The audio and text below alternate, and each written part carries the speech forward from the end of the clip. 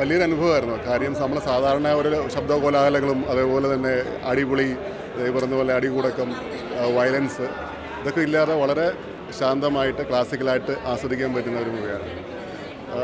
ഒരു മെസ്സേജ് കൊടുക്കുന്ന, social message കൊടുക്കുന്ന ഒരു മൂവിയാണല്ലോ. അപ്പം ഇങ്ങനെയുള്ള മൂവികൾ നമുക്ക് ആവശ്യമാണ്.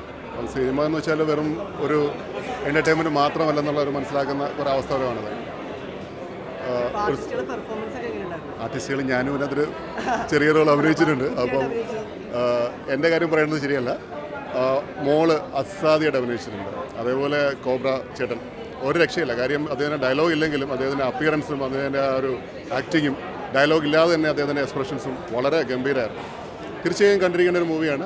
തിയേറ്ററിൽ തന്നെ കാണണം. അങ്ങനെയാണ് എൻ്റെ അഭിപ്രായം. സൂപ്പർ സിനിമ എന്ന് വെച്ച് കഴിഞ്ഞാൽ ഒരു പരിസ്ഥിതി പറയുന്നൊരു സിനിമയാണ്. എല്ലാവരും കാണേണ്ട ഒരു സിനിമയാണ്. ക്യാൻസറിനെ കുറിച്ചിട്ടുള്ളൊരു ഗംഭീര ബോധവൽക്കരണം ഈ സിനിമ തരുന്നുണ്ട്. പിന്നെ എൻ്റെ നിതിൻ തളിക്കുളം ക്യാമറ കിടുക്കാച്ചിയാണ്. ഡയറക്ഷൻ നന്നായിട്ടുണ്ട്.